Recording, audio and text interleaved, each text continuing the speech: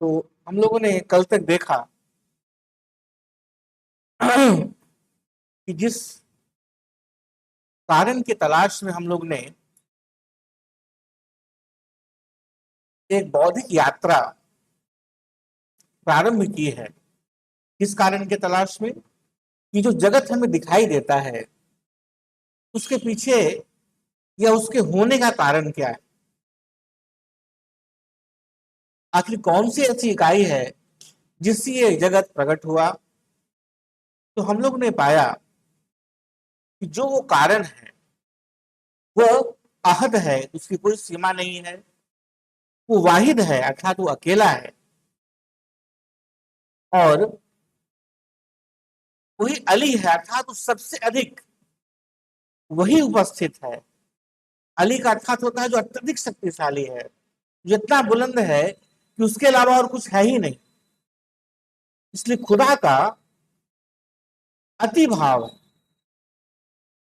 यूं कहे कि खुदा जगत में ऐसा ठसाठस भरा हुआ है कि उसके अलावा और कुछ है ही नहीं।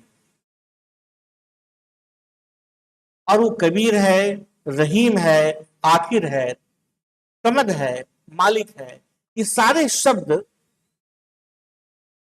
कुरान में जो ईश्वर के, खुदा के 99 शब्द बताए गए हैं मोहम्मद साहिब के द्वारा, ये उन्हीं शब्दों को लेकर के एक संकेत के रूप में बताया गया कि आखिर खुदा कैसा हो सकता है। ध्यान रहे ये शब्द खुदा नहीं है, ये संकेत है। जब हम लोग यहां तक ये बात करते हुए पहुंचे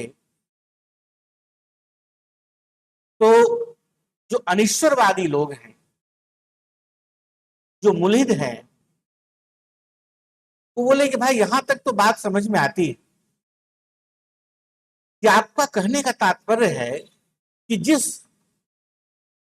नैसर्गिक सिद्धांत को, जिस नैसर्गिक कानून को हम लोग सब जगह देख रहे हैं, जिस नैसर्गिक नियम को हम लोग सब जगह पा रहे हैं, जो प्राकृतिक सिद्धांत, जो नियम है, जैसे पृथ्वी के अंदर गुरुत्वाकर्षण है, जिससे प्रकाश सीधी रास्ते में गमन करती है, जैसे सारा ब्रह्मांड में जो नक्षत्र तारे ग्रह हैं वो आपस में एक दूसरे से एक गुरुत्वाकर्षणीय शक्ति के द्वारा जुड़े हुए हैं, जैसे सूर्य की चारों तरफ पृथ्वी परिक्रमा कर रही है। ये तमाम जो नियम है, नैसर्गिक नियम है, आप इन नैसर्गिक नियम को कह रहे हैं कि उससे ही आप समझिए कि वो खुदा है। ये तो कहना चाहते हैं। क्योंकि इस नैसर्गिक नियम और प्राकृतिक नियम का कोई स्वरूप नहीं है, कोई आकार नहीं है, कोई निश्चित गुण नहीं है, इसलिए आप कहते हैं कि वो निराकार है, वो निर्गुण है।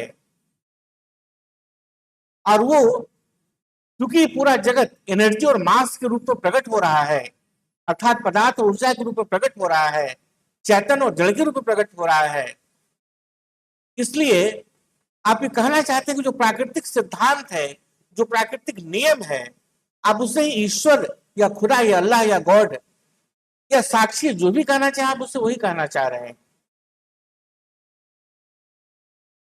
और चूंकि वो नियम ऐसा है कि उस नियम से बाहर आप जा नहीं सकते। ऐसा नहीं है कि आज पृथ्वी परिक्रमा कर रही है सूर्य की तो कल वो नहीं करेगी, वो नियम से आबद्ध है। तो हम खोज करते हैं किसका, कि वो नियम क्या है, ऐसा नियम क्यों है, इसकी तलाश हम नहीं करते।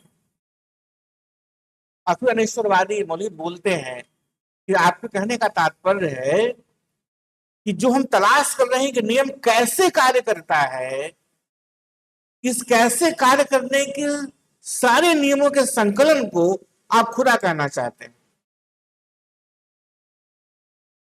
विचार करना, बीच में रुकते हैं इसलिए कि बहुत ज्यादा शब्द हम नहीं निकाल रहे कि तुम्हें विचार करने का मौका ना मिले।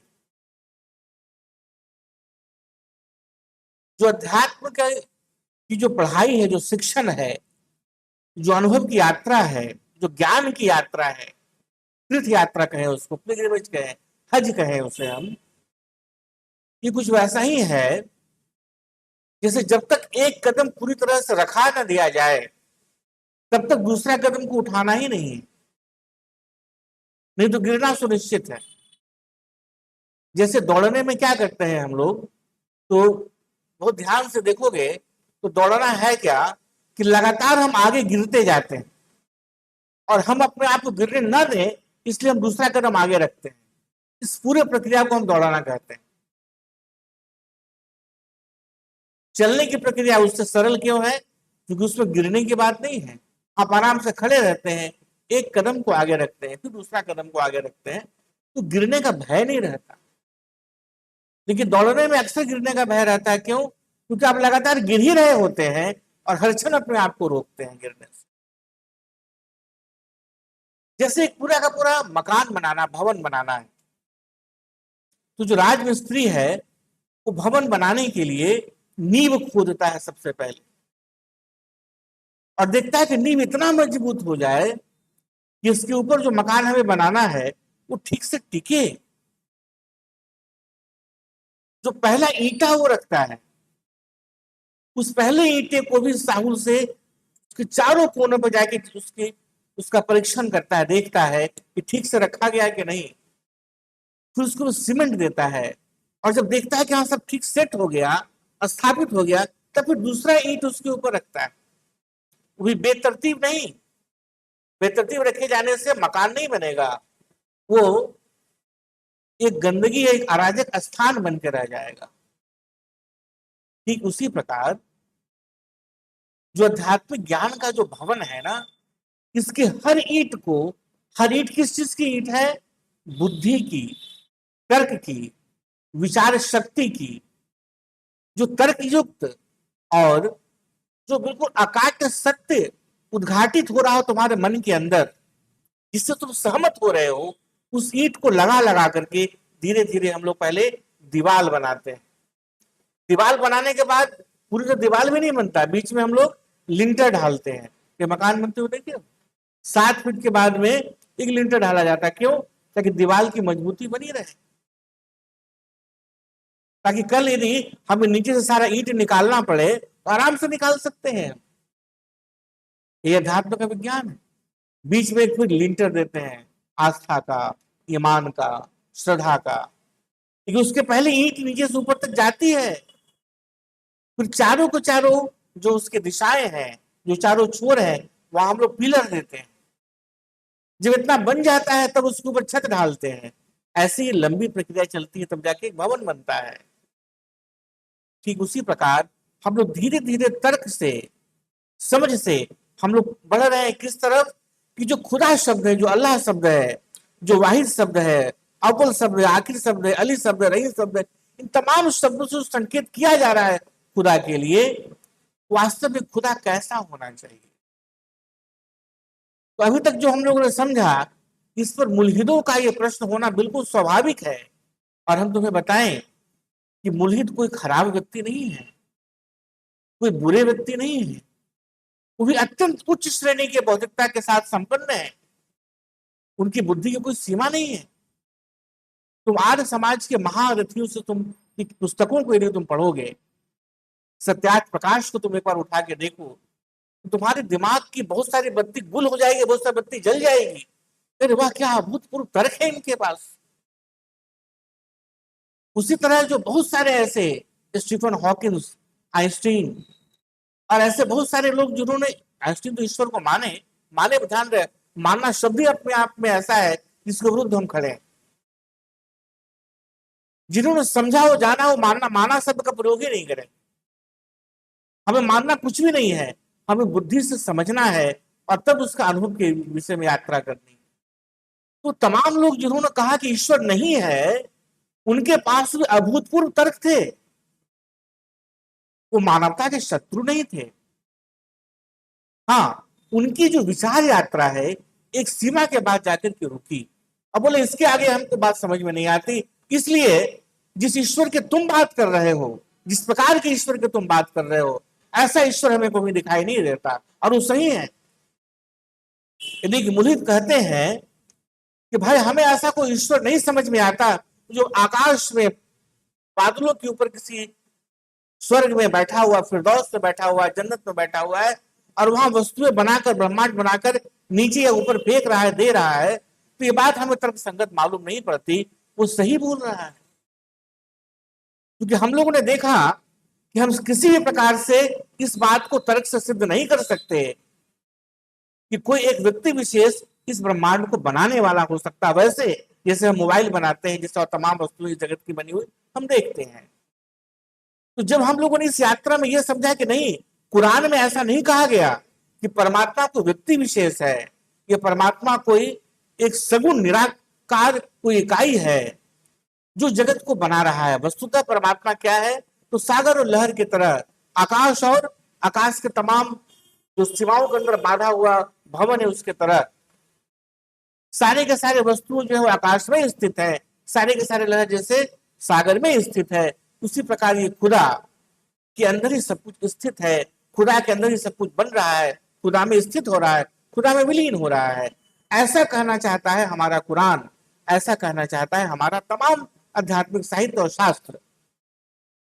जब यहां तक हम उनको समझाने का प्रयास किए, उनके सामने तर्क रखे, तो उनका बहुत स्वाभाविक तर्क है मुल्हिदों का, अनिश्वरवादियों का, कि भाई आप नैसर्गिक सिद्धांत को, नैसर्गिक नियम को आप खुदा कह रहे हैं, और विश्व ब्रह्मांड के तमाम नियमों को एकत्रित कर लिए अपने पास और कहे कि समझो एक खुदा है।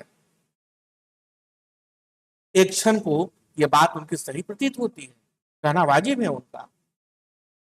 तो फिर तुरंत वो प्रश्न करते हैं कि फिर आप ये बताइए, यदि नैसर्गिक सिद्धांत जो जड़ और चेतन के रूप में जगत में व्याप्त प्रतीत होता है,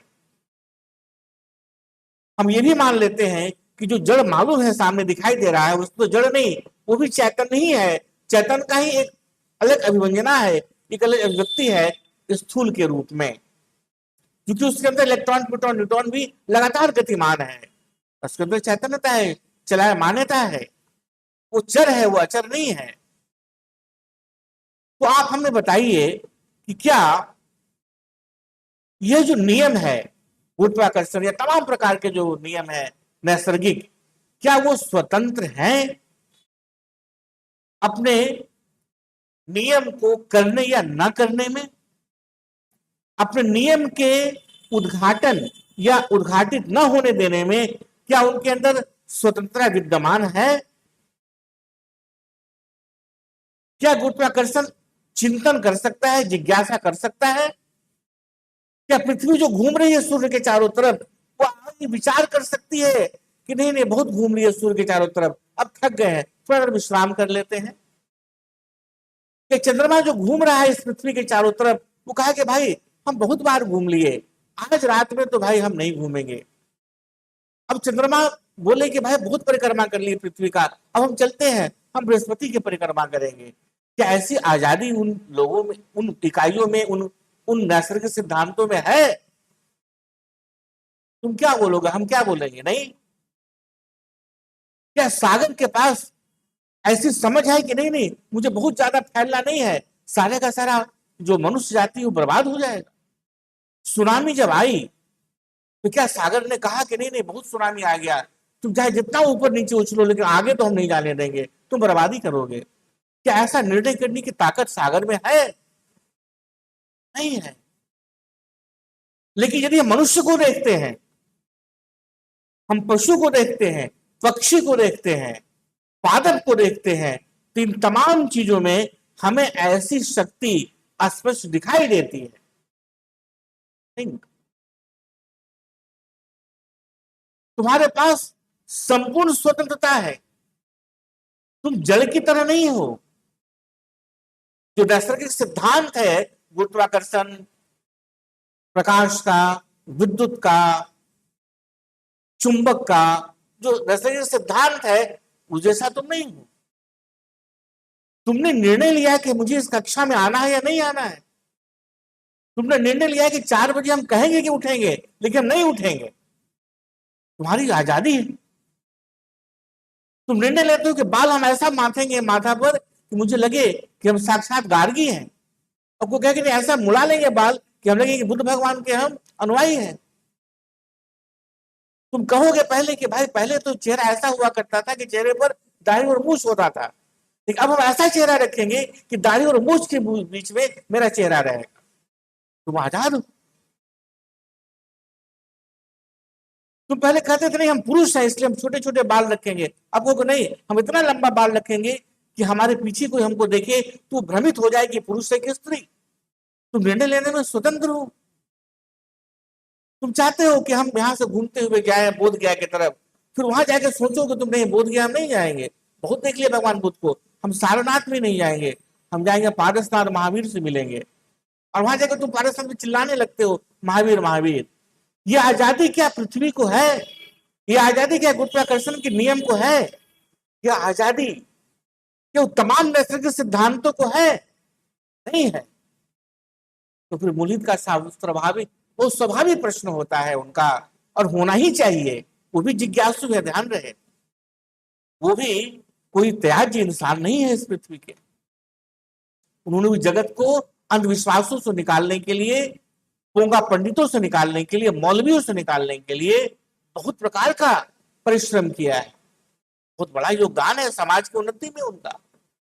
लेकिन चूंकि तुम्हें उसका उत्तर नहीं पता है, चूंकि जो अपने आप को धर्म का ठेकेदार कह रहे हैं उन्हें इसके बारे में मालूम, चूंकि उन्होंने कभी पढ़ा ही नहीं शास्त्रों को ठीक से, कभी अनुभव ही नहीं किया जो शास्त्र ने बताया, जिस तकनीक पर चलने के लिए कहा गया उस तकनीक पर कभी चले ही नहीं। अपने कुत्सित इच्छाओं को, अपने लोलुपता को इस धर्मशास्त्रों के आड़ में पूर्ति करने के लिए एक योजना बना के षड्यंत्र कर रहे हैं वो सभी। तो तुरंत बोलने लगे नहीं ये पापी है, ये काफिर है, ये दुष्ट है, ये अधर्मी है। ऐसा प्रश्न करने वाला जहन्नुम में जाएगा, नरक में जाएगा, रौरव नरक में जाएगा। ऐसा नरक जहां से वापस आया ही नहीं जा सकता, अनंत काल की नरक में भेज देते हैं उसको। किसको? जो ऐसा प्रश्न करता है। तो स्वाभाविक रूप से पूछे वो अनिश्वरवादी मुल्हिद लोग पूछेंगे कि भाई यदि नैसर्गिक सिद्धांत के समुच्चय को हम कहते हैं कि खुदा है, तो आप ये बताइए कि चूंकि उसके पास तो निर्णय करने की क्षमता नहीं है, विचार करने की क्षमता नहीं है, जिज्ञासा करने की क्षमता नहीं है, तो क्या ऐसा जड़ जिसके पास कोई इस तरह की क्षमता ही नहीं है कुछ करने की, वो भला खुदा हो सकता है? जबकि हम जगत में तमाम 3 प्रकार के सत्ता को देखते हैं, जो मानव, पशु और पादप जगत में, जिसके पास विचारने की शक्ति है। तुम एक अपने पास एक छोटे प्यारे से कुत्ते को तुम पाल को देखो, तुम रोज टीवी देखते हो, तुम उसको भी टीवी दिखाओ, तुम देखोगे धीरे धीरे कि टीवी में होने वाले अनेक भाव प्रधान जो दृश्य आएंगे वो प्रभावित होने लगता है उससे। तुम बंदर को पाल के अपने यहां देखो, तुम्हारे कृत्यों से प्रभावित होने लगता है। तुम छोटे से सिंह के बच्चे को पालो और जब बड़ा विशाल हो जाए उसे, और तुम उसको जंगल में छोड़ो तो, और तुम 10 साल के बाद तुम जंगल जाओ मिलने के लिए, तुम जाके देखोगे तो दौड़ते हुए आकर तुमसे मिलेगा, ना केवल अकेले, अपने साथ अपने पत्नी और बच्चे को मिलाएगा मिलाने के लिए। ऐसी घटनाएं घटी हैं। और ऐसा जियोग्राफिक चैनल और तमाम तरह के चैनलों में हम लोगों ने अपने आंखों से देखा। वो बताया कि एक छोटा सा बच्चा था, उसको पाले पोसे बड़ा किए, जो बड़ा हो गया तो उसको जंगल में छोड़ दिए। सिंह, बड़ा बड़ा सिंह, झबरा बाल वाला। जब जंगल गया कि एक बार मिलते हैं, देखते हैं उसके, तो देखा पहचान तो लिया कि आ रहा है। थोड़ा डरा भी वो व्यक्ति, नहीं वो महिला थी, डरी भी थोड़ी कि पता नहीं शायद हमको समझेगा कि नहीं समझेगा। तो दौड़ता हुआ ऐसे आया जैसे छोटा बालक दौड़ता है अपने माँ की तरफ, वैसे दौड़ता हुआ वो पशु सिंह है जिसका भोजन हो हम और तुम, वो आया, उसे गले से लगा लिया। और वो अकेला नहीं आया, उसके साथ 2-2 सिंघनियां और बहुत सारे छोटे छोटे बच्चे। और जब वो सारे लोग उसके साथ में, पूरा परिवार जब उसके साथ आया, तो सिंह उनके गले से नीचे उतरता है और अपनी भाषा में पता नहीं क्या क्या बोला उन जो सिंघनियां उनके साथ में थी। तुम देखना यूट्यूब पर ये है। तो वो जो बच्चे उस सिंघनियां थी उसी प्रकार से मिलते हैं उस महिला से जैसे कि उसका अपना कोई परिवार है। अनेक दृश्य तुम वहां ऐसे देखोगे कि वो जो व्यक्ति प्रिय है उन लोग का, सिंहों के साथ बैठ के उन लोग को सहला रहा है, प्यार कर रहा है, दुलार कर रहा है। कुछ सिंह उधर बैठे हैं, कुछ सिंह इधर बैठे हैं, ऐसे करके आराम से वो बैठा हुआ है। उसके पीठ के पीछे दूर में एक बाघ, दूर से देखा कि अरे ये तो कोई आदमी लगता है, इसको खाया जा सकता है। वो लगभग 100-200 फीट की दूरी से वो दौड़ता हुआ आ रहा है, निशाना टिका करके किस आदमी को हम खाएंगे। पूरा का पूरा फिल्म आया हुआ है, मतलब पूरा का पूरा कैमरा में है ये चीज। और जो सिंह उस तरफ बैठे हुए हैं पीठ के साइड में, उस सतर्क होकर खड़े हो जाते हैं। इस आदमी को पता भी नहीं कि क्या होने वाला है, और उस बाघ के आने के पहले, छलांग लगाने के पहले बीच में ही वो उससे युद्ध करके उसको भगाता है।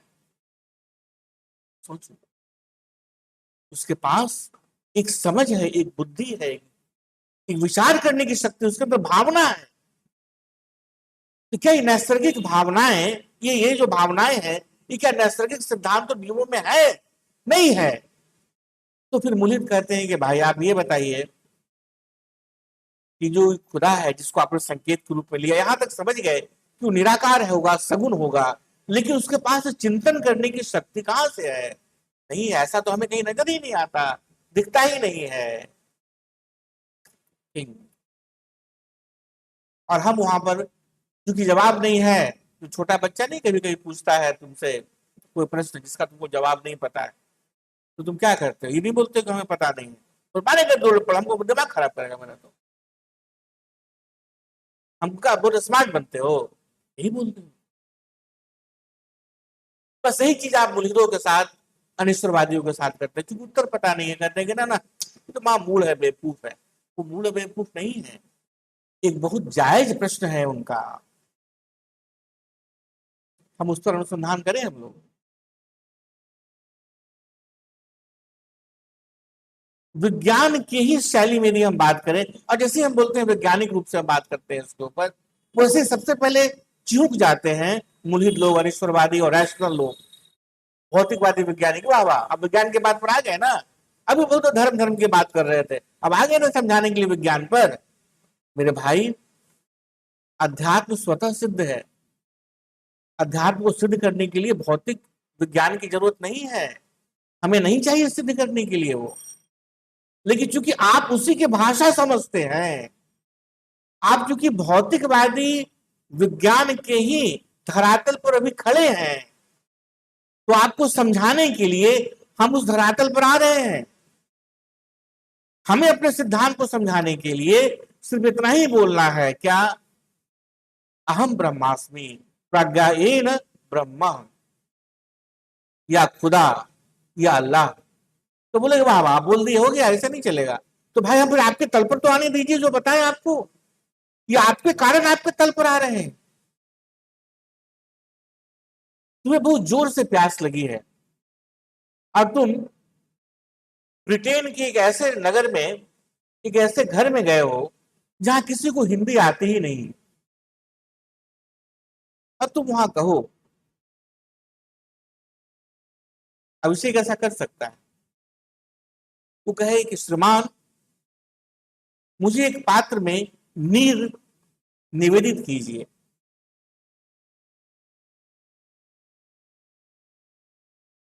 वो जो बेचारा सामने वाला जो मेजबान है, जो होस्ट है, वो पूछा, आए, व्हाट डिड यू से?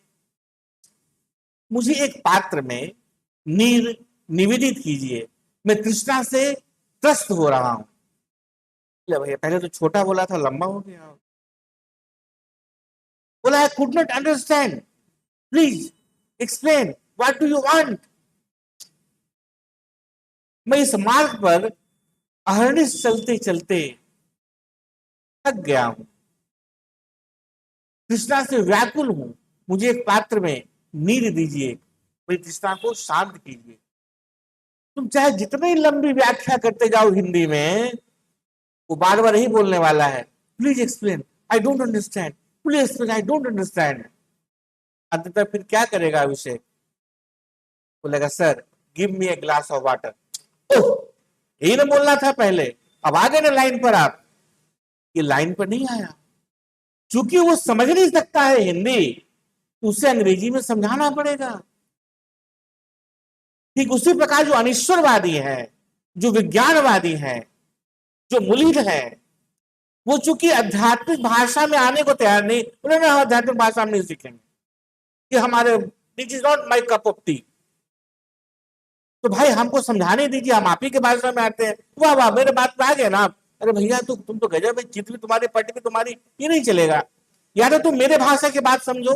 अभी हम बताए थे, क्या बताए थे कि कि भाई एक पात्र में नीर दो, उस भाषा में समझो, हिंदी समझो, पढ़ो, नहीं संस्कृत में बोलेंगे, हिंदी में बोलेंगे, और नहीं तो मुझे इंग्लिश में तो बोलने दो, जब इंग्लिश में बोलेंगे तो कहो इंग्लिश में बोलते हैं। देखिए आ गए ना मेरी बात पर, ये तो भाई बड़ा विचित्र बात है, डबल स्टैंडर्ड। इस बात को समझकर हम यदि मुल्हिदों से पूछें कि आप एक बात बताइए, सहज बात बताइए कि मनुष्य ने लोहे का लोहे की खोज कैसे की? इसमें ये कौन बात है सर? एक बहुत सारा ऐसा खदान मिला जहां एक तत्व पाया गया मट्टी में, पूरा मैटर में, मट्टी का या पृथ्वी में, उसको जो विशेष प्रक्रिया से हम लोग ने निकाला उस एक तत्व को, तो मिट्टी के अंदर से निकला, उसे हम लोगों ने कहा कि लोहा है।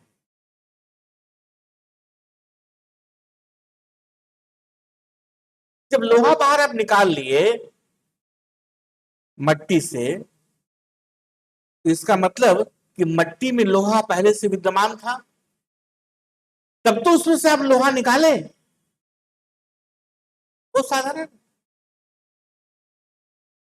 तांबा, सोना, जितने प्रकार के तत्व हम देखते हैं, अल्युमिनियम, ये सब क्या पहले से विद्यमान नहीं थे पृथ्वी के अंदर? ऑक्सीजन, अभी प्लांट बन रहा है ऑक्सीजन में, तो ऑक्सीजन क्या तुम ऐसा बना रहे हो जो कभी ब्रह्मांड में था ही नहीं, और तुमने कोई नई चीज बना दी? नहीं नहीं, ऐसा नहीं किए, वो पहले से विद्यमान था, तब तो तुम उससे ऑक्सीजन बना पाए, तब तो तुम उससे लोहा बना पाए, तांबा बना पाए, पीतल बना पाए, हो गए। जैसे किसी ने पूछा कि आप एक बात बताइए, यदि कोई उल्का पिंड आकर के पृथ्वी से टकराएगा तो कैसा आवाज होगा? तो आसी बोली टन टन बजेगा। कहा क्यों? तो गाना नहीं है, ये दुनिया पीतल की, ये दुनिया पीतल की, तो टकराएगा टन टन बोलेगा। तो दुनिया में पीतल है, तब तो तुम उसको निकाले। यदि कोई चीज है तभी उससे कोई चीज बन सकती है, ये वैज्ञानिक सिद्धांत, हमारा नहीं है, अध्यात्म का। ध्यान है, अध्यात्म और विज्ञान अलग अलग नहीं है, लेकिन इन मूर्खों ने अलग अलग करके रख दिया है, फिर उसको भी मान लें हम लोग। तो आप ये बताइए, क्या शून्य से कुछ बन सकता है? स्टीफन हॉकिंस ने जो पहले से, तो अपने सिद्धांत को बाद में खुद ही उन्होंने बदला, कि पहले उन्होंने क्या सिद्धांत दिया कि भाई बिग बैंग हुआ। बड़ा मजेदार है, मतलब इतना हिलारियस है, हास्यास्पद है कि आनंद आ जाता है पढ़ने में। उससे बढ़िया कोई चुटकुला नहीं हो सकता। अनुसंधान की जरूरत है, और भी ज्यादा अनुसंधान की जरूरत है। बहुत मेहनत किया उस व्यक्ति ने, नहीं निसंदेह बहुत मेहनत किया, और विज्ञान के उत्कृष्ट वैज्ञानिकों में से एक रहे, बहुत अधिक सम्माननीय रहे, निसंदेह। लेकिन जरा विचार करके देखिए हम लोग एक बार, कि केवल फेस वैल्यू पर नहीं जाए तो भाई फलाने ने कह दिया तो सत्य हो गया। यही गलती विज्ञान में भी किया जा रहा है, और यही गलती अध्यात्म में भी हुआ जा रहा है। बहुत ही विज्ञान में, अध्यात्म विज्ञान में उन्होंने कहा कि बिग बैंग जब हुआ तो उसके पहले फैलते जा रहा है, पूरा फैलते जा रहा है, पूरा फैलते जा रहा है। एक समय आएगा जब ये सिकुड़ना शुरू होगा। अभी फैल रहा है, अब एक समय आएगा कि सिकुड़ना शुरू होगा। अब चूंकि कह दिए इसलिए मान लीजिए। यदि एक आध्यात्मिक व्यक्ति कहेगा कुछ, तो कहेंगे वाह क्या प्रमाण है बताइए। लेकिन चूंकि स्टीफन हॉकिंस ने कह दिया कि एक समय ऐसा आएगा कि भाई फिर सिकुड़ना शुरू होगा, कॉन्ट्रैक्शन प्रारंभ होगा, तो चुपचाप मान लीजिए, ठीक भाई मान लिया। और सिकुड़ते सिकुड़ते इतना संघीभूत हो जाएगा कि ब्लैक होल जैसा एकदम बन गया। कोई इसका प्रमाण नहीं है, लेकिन मान लीजिए शायद, क्योंकि स्टीफन हॉकिंस कह रहे हैं।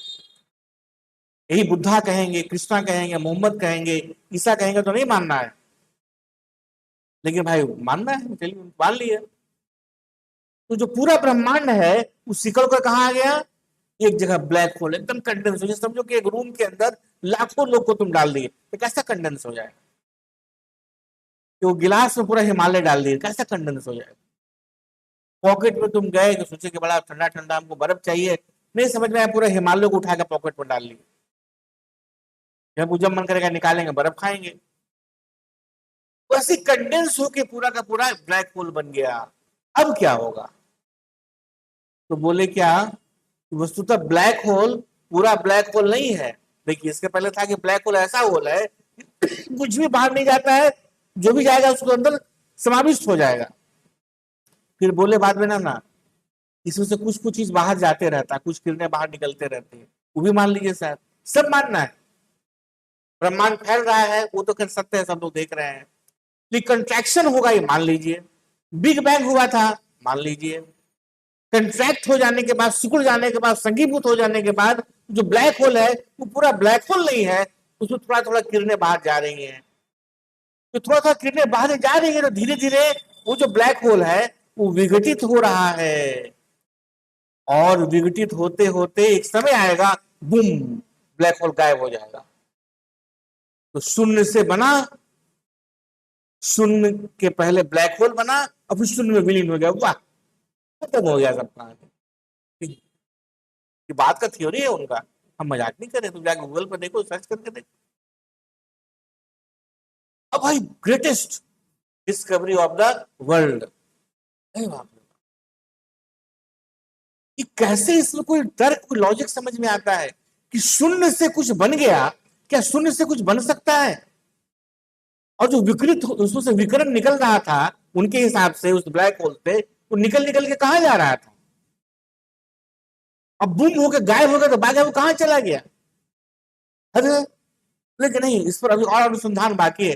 अरे बाबू अनुसंधान नहीं, दिमाग का इलाज बाकी है, तर्क की बात बाकी है।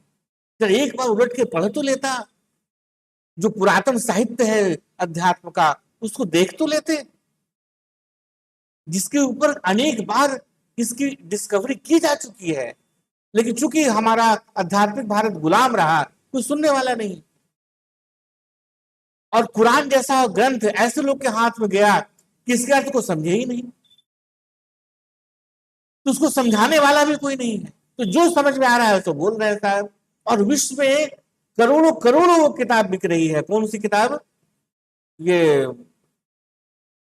क्या है, एवरीथिंग, क्या है, थ्योरी ऑफ एवरीथिंग। और उसके अलावा एक और किताब है, ब्रीफ हिस्ट्री ऑफ टाइम। उसके लाख हजारों साल पहले, कम से कम 15,000 साल पहले तो हम लोग दिखा सकते हैं ऐतिहासिक तौर पर, हमारे भारतीय आध्यात्मिक साहित्य में उसका जिक्र हो चुका है कि कैसे क्या हुआ था, बिल्कुल साइंटिफिकली। फिर साइंटिफिकली कर रहे हैं तो हम इसलिए कर रहे हैं कि तुम लोग उसी की भाषा समझते हो जो अरीश्वरवादी, जो मूलित है। तो भाई शून्य से कुछ बन जाए ये तुम ही कहते हो कि संभव नहीं है। इसलिए यदि कुछ बना है, कुछ चीज दिखाई दे रही है, तो उसके पहले वो विद्यमान होगी, तब तो वो होगा। जब लहर है तो लहर के पहले सागर था ही नहीं, शून्य से लहर बन गया और फिर लहर शून्य में विलीन हो गया। अरे भाई ये कैसे किसी तर्कशील बुद्धि के अंदर, जहन के अंदर ये बात सुपाच्य हो सकती है। विचार करो पुनः पुनः। यदि ऐसा नहीं हो सकता कि शून्य से बना हो, तो हमारे और तुम्हारे अंदर यदि ये शक्ति है विचारण की, हमारे और तुम्हारे अंदर, पशु के अंदर, पक्षी के अंदर, पादप के अंदर, पेड़ पौधे के अंदर यदि निर्णय लेने की शक्ति है, यदि भावनाएं हैं, संवेदनाएं हैं, उसके अंदर एक प्रकार की जिज्ञासा की वृत्ति है, अनुसंधान की वृत्ति है, प्रश्न करने की वृत्ति है, निर्णय करने की वृत्ति है, संकल्प विकल्प करने की वृत्ति है, शक्ति है, सामर्थ्य है, तो निश्चित रूप से ये किसी न किसी तत्व से आया होगा जो उसके पहले विद्यमान होगा। उसी नियम से जिस नियम के बाद विज्ञान में तुम कर रहे हो। अर्थात ये नैसर्गिक सिद्धांत हम देख रहे हैं वो तो जड़ है, लेकिन यदि इन तमाम यंत्रवत सिद्धांतों के बीच में हम मानव जाति, पशु जाति, पादप जाति ऐसे पाई जाती है कि उसके अंदर कोई एक ऐसा विशेष गुण है कि वो चिंतन कर सकता है, प्रगति कर सकता है, विचारण कर सकता है, तो निश्चित रूप से ये शक्ति भी पहले से विद्यमान रही होगी जहां से उसको ये प्राप्त हुआ है। उसको शून्य से प्राप्त तो नहीं हो सकता। तो जिस खुदा की बात हम कर रहे हैं वो कोई नैसर्गिक नियम का पुंज नहीं है। निश्चित रूप से जो हम तमाम प्रकार के स्वतंत्रताओं के साथ हम जी रहे हैं, ये अपने संगीभूत रूप में, अपनी उच्चतम अवस्था में निश्चित रूप से खुदा के अंदर भी विद्यमान होगा, जिससे ही हम बने हैं। अर्थात खुदा इन तमाम नियमों से मुक्त होगा, स्वतंत्र होगा, इन नियमों से आबद्ध नहीं हो सकता। उसके पास संकल्प विकल्प करने की शक्ति होगी, नहीं तो हमारे तुम्हारे पास शक्ति कहां से आती। यदि हम इस तकनीकी शब्द को हटा दें, खुदा, जो खुदा कहने से तुरंत मुल्हिदों और ईश्वरवादियों के मन में चलने लगता, हटाओ हटाओ खुदा हटाओ, खुदा हटाओ, भगवान हटाओ, ईश्वर हटाओ। हम एक्स फैक्टर कहें उसको, वाई फैक्टर कहें उसको, जेड फैक्टर कहें उसे, या उसको हम कहें ब्लूम ब्लूम ब्लाम, ऐसा शब्द दें जो है ही नहीं कहीं, कि जो ब्लूम ब्लूम ब्लाम है उससे ही जगत बना है। तो उस ब्लूम ब्लूम ब्लाम में भी ये चेतन शक्ति जो हमारे अंदर है, सकल संकल्प की, विकल्प की, ये तो होना ही चाहिए ना, तब तो हमारे अंदर आया। अब इस ब्लूम ब्लूम ब्लाम को यदि हम खुदा कहते हैं मेरे भाई, तो तुमको क्या आपत्ति है। इसको हम ईश्वर कहें, कृष्ण कहें, राम कहें, बुद्धा स्टेट ऑफ कॉन्शियसनेस कहें, ईसा मसीह कहें, हम ऐसा शब्द बोलना चाहते हैं जो हम लोग जिसको जानते हैं। नहीं तो नया शब्द कोर्स बनाना पड़ेगा सबके लिए अलग अलग, कि ब्लूम ब्लूम ब्लाम मतलब खुदा। अरे भैया, पहले से ही बना हुआ शब्द खुदा, वही नाम भी चलते हैं। अर्थात जो खुदा है वो तमाम नैसर्गिक नियमों से स्वतंत्र होगा। नैसर्गिक नियम है हमारे और तुम्हारे अंदर क्या, कि हम खाएंगे तो पचेगा, लेकिन हम खाए कि ना खाए ये आजादी तो है। तुम यदि अभ्यास करोगे तो तुम जो खाओगे वो ना पचे, ये तुम कर सकते हो। तुम पूरी की पूरी साधना करो कि भाई किसी भी तरह हम खाएं लेकिन पचे नहीं, ये हम उपाय कर लेंगे, कर सकते हो। ऐसा भी अभ्यास है, कुछ भी खाए, पत्थर भी खाए तो ही पच जाए, ऐसा भी कर सकते हो। ये आजादी तुम्हारे पास यदि है तो ये आजादी तुमने जहां से प्राप्त किया है उस इकाई को तुम जो कहना चाहे, जो नाम देना चाहो, एक्स वाई जेड, ये ब्लम ब्लम ब्लाम, जो भी नाम देना चाहो, यदि तुम खुदा ना कहना चाहो तो। हम तो कहेंगे कि भाई हम जो शास्त्र पढ़ा रहे हैं, तो हम कहने लगे तुमको कि नहीं ई बराबर MC स्क्वायर हम ना लिखेंगे, हम लिखेंगे ढेला बराबर डूम डूम ब्लाम ब्लूम लिखेंगे। तो तुमको ना ये वाला MC स्क्वायर होता है, तो भाई तुम्हारा बात हम माने, ये वाला MC स्क्वायर ही लिखे। और हम कहना चाहें कि जिस सत्ता से जगत बना है वो खुदा है, वो ईश्वर है, तो तुम कहोगे ना हम खुदा को नहीं मानते। अरे मानने की बात नहीं है, जानने की बात है, समझने की बात है मेरे भाई। यदि हमारे और तुम्हारे अंदर संकल्प विकल्प की शक्ति है, चिंतन करने की शक्ति है, चेतना है, हम निर्णय ले सकते हैं, विरोध में सहमति दे सकते हैं, नहीं दे सकते हैं, विचार कर सकते हैं, संवेदना भावनाएं हैं, इस सबका संगीभूत पुंज भी निश्चित रूप से खुदा के अंदर होगा, और वो नैसर्गिक नियम से आबद्ध नहीं होगा। नैसर्गिक नियम को उसने इस बात की अनुमति दी होगी कि तुम चलो काम करो, लेकिन जब चाहेगा तब उस नैसर्गिक नियम को वो खींच सकता है ना, ये नियम ना रहेगा आज से। उसके पास ये चेतना शक्ति होगी ही होगी, नहीं तो हमारे और तुम्हारे पास इस संकल्प शक्ति, चेतना शक्ति कहां से आती। तो उन लोगों ने कहा कि मेरे भाई आप ये बताइए कि पान का जो पत्ता है कैसा होता है, हरा, जो कत्था होता है वो कत्था रंग का होता है, जो चूना होता है वो सफेद होता है, लेकिन जैसे इस तीनों को मिला के अपने मुंह में आप डालते हैं तो रंग कैसा हो जाता है। सबको पता है, सबने पान खाया है।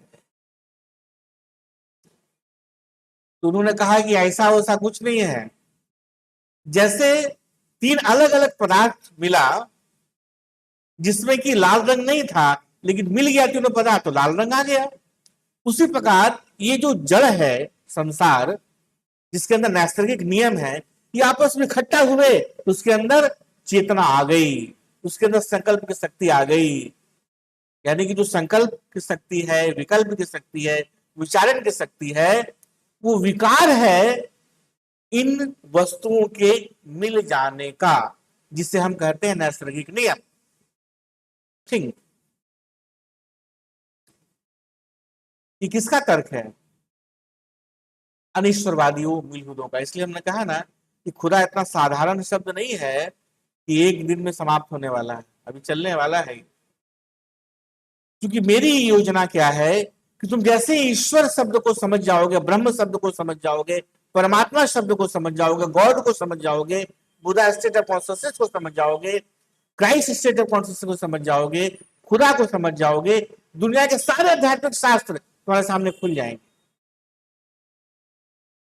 तो उन्होंने कहा कि भाई जो सामने दिखाई दे रहा है ये जगत नैसर्गिक नियम का पुंज है, उसके अंदर निर्णय करने की शक्ति नहीं है। तो हमने तर्क क्या दिया कि चूंकि हमारे अंदर है, इसलिए जिस खुदा की हम बात कर रहे हैं, जो हमें दिखाई नहीं देता, जो हमें ऐसे ही नंगी आंखों से वैसे दिखाई नहीं देता जैसे हम ये डंडा देख रहे हैं,